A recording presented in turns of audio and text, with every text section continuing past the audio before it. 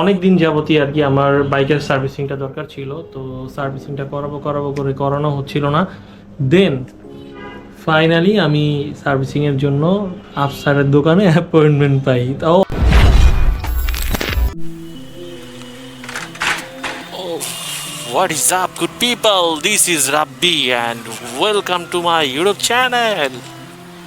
Finally, আমি servicing এর উদ্দেশ্যে যাচ্ছি, আর আপনার সাথে কথা হয়েছে। খাওয়া দাওয়া করতে করতে দেরি হয়ে গেছে, 8টার দিকে যাওয়ার কথা ছিল, 3:30টার মতো বাজতেছে, 1 ঘন্টা লেট।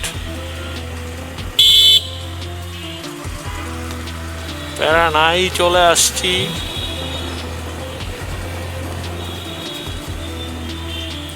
ও মাঝখান দিয়ে এইমাত্র ইঞ্জিন অয়েলটা কিনলাম। ইঞ্জিন অয়েলটা আগেরটা ইউজ করতেছি, ইনোসের প্রোডাক্টের মানও ভালো এবং কাজও ভালো। তো ইনোস নিলাম 10W40। তো 10W40টা এই বাইকগুলোর সাথে আসে, আপনারা জানেন। তো নিলাম, ওইটা হচ্ছে ফুল সিনথেটিকটা নিলাম। আপনার কত টাকা, 1250 টাকা দিয়ে। আর একটা মোবিল ফিল্টার নয়, ইঞ্জিন অয়েল ফিল্টার নিলাম। মোবিল কথা চলে আসে, ছোটোবেলা থেকে অভ্যাস। তো যাই হোক, তো ফিল্টার নিলাম একটা, অয়েল ফিল্টার।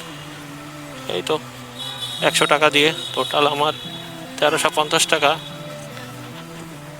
এখানেই চলে গেল। আর বাকি টাকা পয়সা তো এখন বাকিই আছে, দেখবো যে কি অবস্থা, কি আসে বিষয়।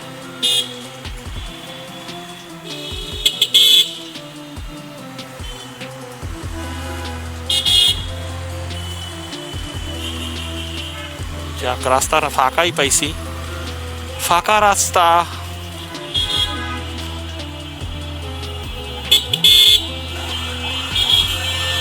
কত ভাই রাস্তার মধ্যে পইরা আছে, এত ভাই, অমক ভাই তমক ভাই। হায় হায়, রাস্তা কি এখনো ঢালাই দেয় নাই নাকি?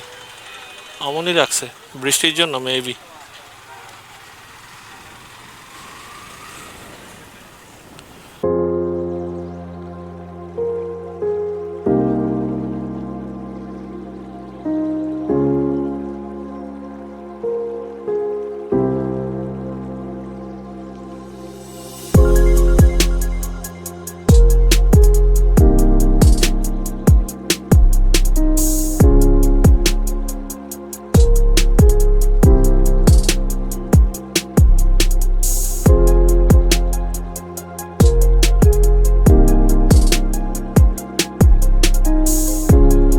guys, শুধু বাইক চালাইলেই হবে না, বাইকের আবার খরচও আছে। খরচ দেখেন, খরচ কোন কোন জায়গায় যায়। এটা হচ্ছে এয়ার ফিল্টার লাগাচ্ছি, প্লাস আমার ব্রেক প্যাড চলে গেছে। তো ব্রেক প্যাড হচ্ছে ফ্রন্টে লাগাচ্ছি, হচ্ছে এফজেড এর ফ্রন্ট ইন্ডিয়ান ভার্সন যেটা, সেটা নিছি। আর আর ওয়ান ফাইভ নাই তো কি হইছে, আর ওয়ান ফাইভ এর ব্রেক প্যাড নিয়ে চালাই বাইক। আপনারা বলছেন না যে বাইক চেঞ্জ করেন, এই দেখেন এটা আমরা আর ওয়ান ফাইভ এর ব্রেক প্যাড চালাই, ঠিক আছে। তো এটার প্রাইস নিচ্ছে হচ্ছে 900 টাকা, আর এটার প্রাইস নিচ্ছে 300 টাকা, আর এটা নিচে হচ্ছে 350 টাকা। তো এইগুলো চুনা ভাই। আর মোবিল অয়েল ফিল্টার আর হচ্ছে ইঞ্জিন অয়েল তো কিনলাম, সেটা হচ্ছে 1450 টাকা। তো এই ছিল আমার খরচ। আর এখন সার্ভিসিং চলতেছে পিছনে, রাস্তার ভাই সার্ভিসিং করতেছে খুবই যত্ন সহকারে।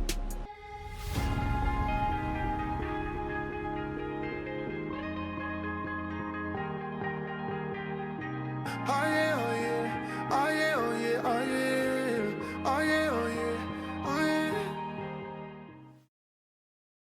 এখন ইঞ্জিন অয়েলের ভিসকোসিটিটা দেখবো, ইঞ্জিনিয়ারিং করতেছি না, তুম ডেট ফেল হো। এত ফাস্ট কাজ হয়ে যাবে বুঝি নাই। খুবই সিম্পল কিছু কাজ ছিল, ট্যাপিটটা মিলানো, ব্রেক প্যাডগুলো চেঞ্জ করা, প্লাস ইঞ্জিন অয়েল চেঞ্জ করা, আর air filter, engine oil filter, তো এগুলো চেঞ্জ করছি। তো খুব ফাস্ট হয়ে গেছে।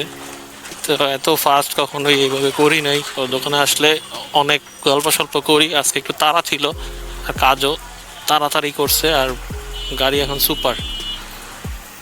আর কয়দিন ব্রেক প্যাড দিয়া, রেয়ার ব্রেক প্যাড দিয়া যদি আর কয়দিন চালাইতাম আমার ডিস্কই চলে যেত, একদম নাই হয়ে গেছিলাম, তো খেয়ালই করি নাই। এই জন্যই তো বলি ব্রেক কম ধরে কেন। এফজেড বাইকের একটা সুবিধা হলো মেনটেনেন্স যে বিষয়টা একটু চিপের মধ্যে সারা যায়, এবং চিপও না হতো, ইঞ্জিন অয়েলটা পাল্টানোর কারণে আর কি একটু বেশি খরচ হয়েছে, আদারওয়াইজ সব ঠিকই আছে।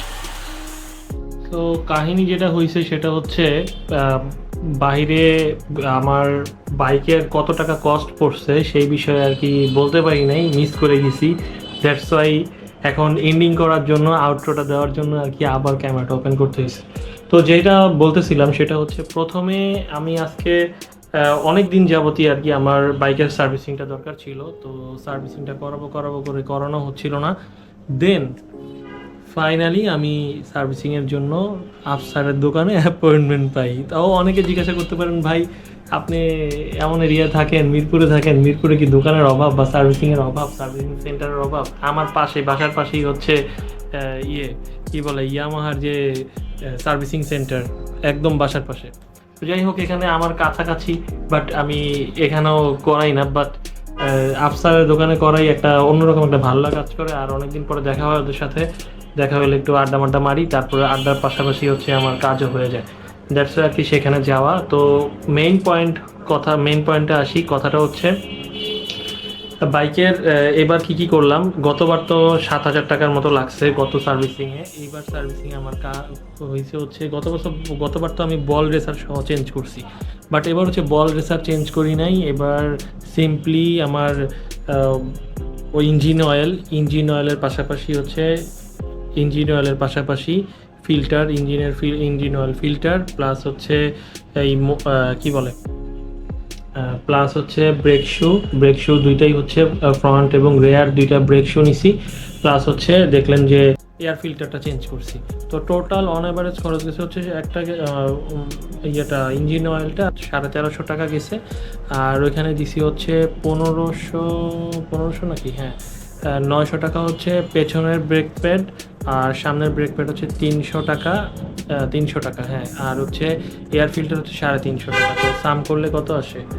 সাম করলে আসে হচ্ছে 1200 আর 1550 টাকা। তো 1550 আর হচ্ছে 1350, 1400, আর হচ্ছে মানে 4000, 3000 কাছাকাছি। আর হচ্ছে সার্ভিসিং চার্জ হচ্ছে 1000 টাকা। তো সব কিছু মিলে আমার অলমোস্ট 4000 টাকার মতো খরচ চলে গেছে।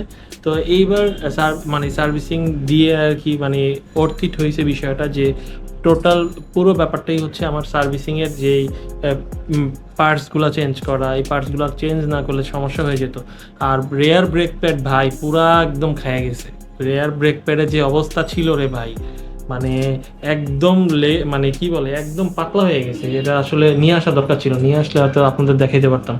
আর আমিও খেয়াল করি না, আমি বলতেছি যে কিরে এই অবস্থা কেন। তো ব্রেক শু তো অতভাবে চেঞ্জ করা লাগে না।